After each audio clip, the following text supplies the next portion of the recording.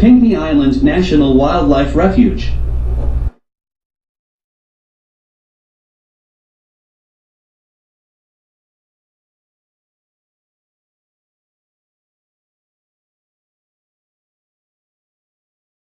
White ibis moved into the rookery to start their 2022 breeding season.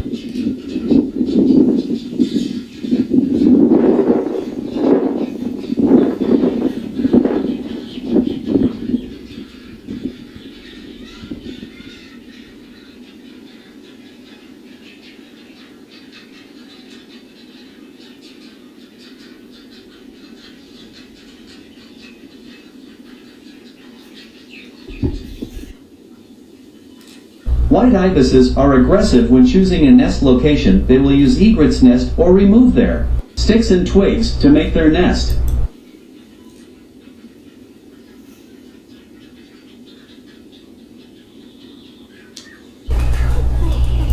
Many great egrets have not fledged. The white ibis will move into any abandoned nest.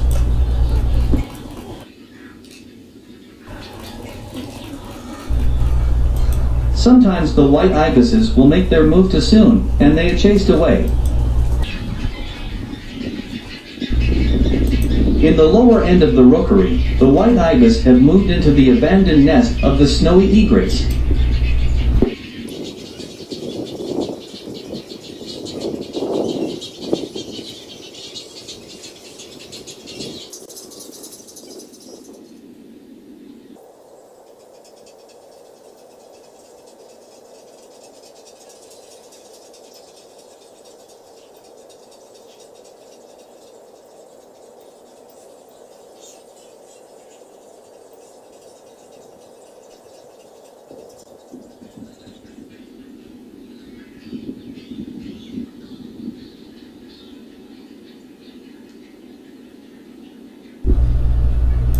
There are some great egrets still at the nest. The white ibises are nesting under the shrub's canopy.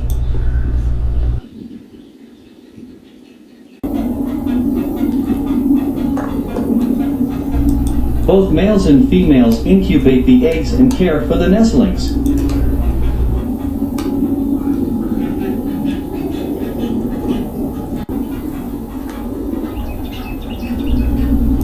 White ibises build their nest under the shrub's canopy and reuse the snowy egret nest material.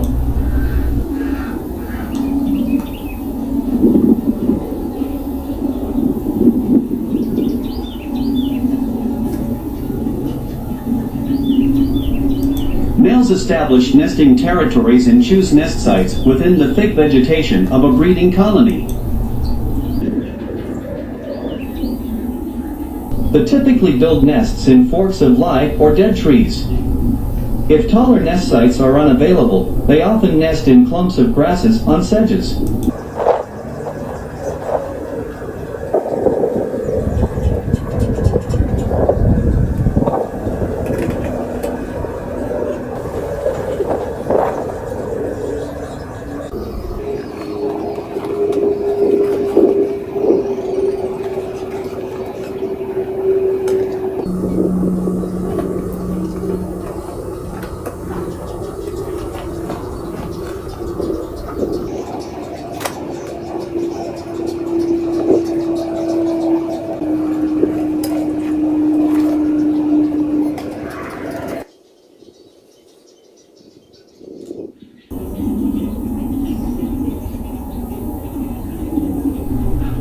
A juvenile great egret finding its way in its new environment.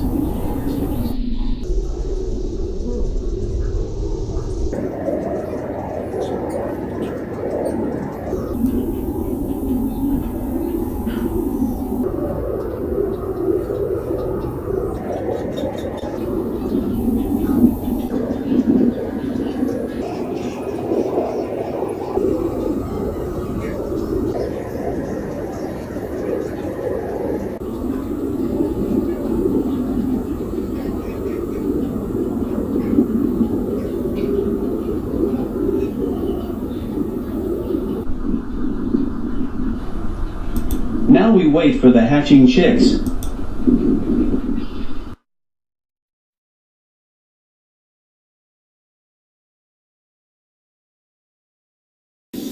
The white ibis eggs has hatched. The white ibis nesting facts. Cluster, 2 to 3, up to 5 eggs. Incubation, 21 days. Young may clamber about near nest after 3 weeks. Can make short flights after 4 to 5 weeks. Capable of sustained flight at 6 weeks, may leave the colony to forage with adults after 7 weeks. The white ibis nesting facts. Egg description, cream to blue-green eggs with brown splotches. Condition at hatching, helpless with closed eyes. Body covered in black and gray down. The nestling white ibis form small colonies.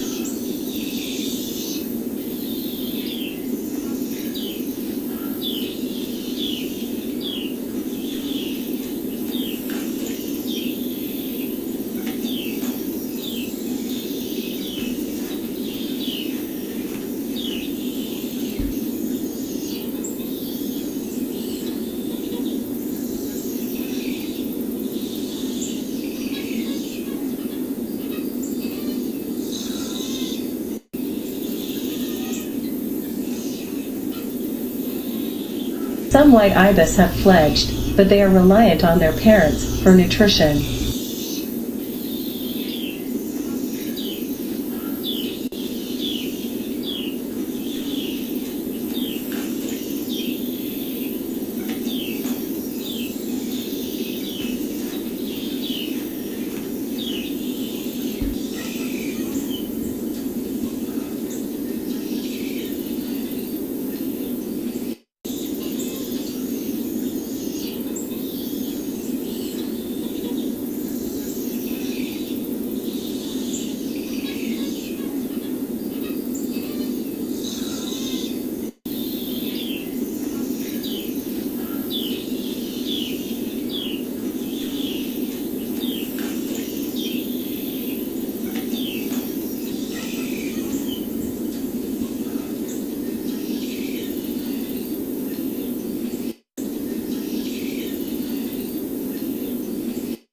The white ibis's rookery on the pond's perimeter.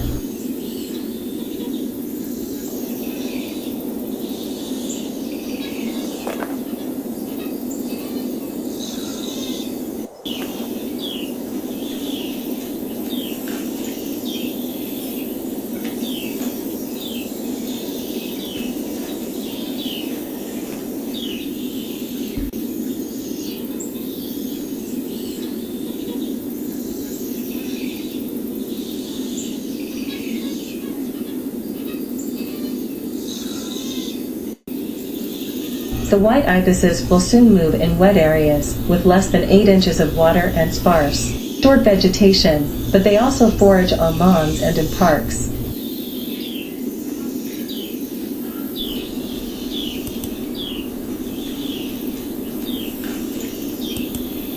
But now the white ibises will pursue its parents for nutrition.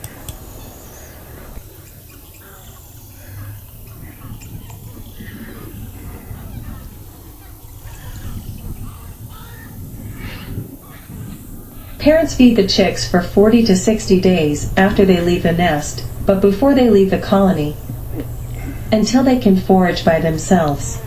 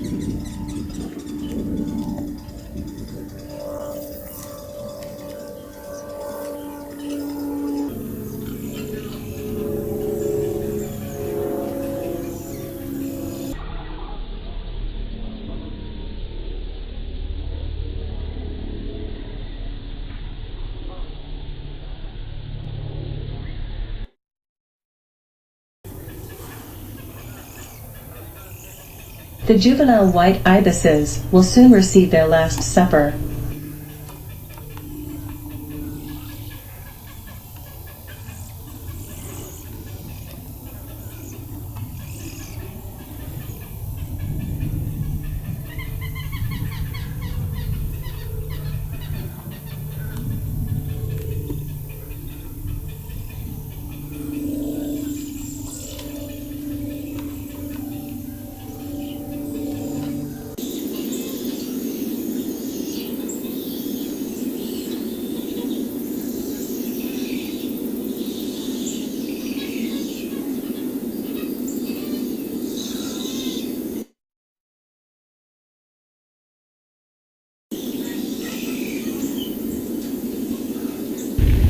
White ibises occur in many types of wetlands, including swamps, mangroves, flooded pastures, freshwater marshes, and shallow ponds. The juvenile white ibis will join adults at the marsh.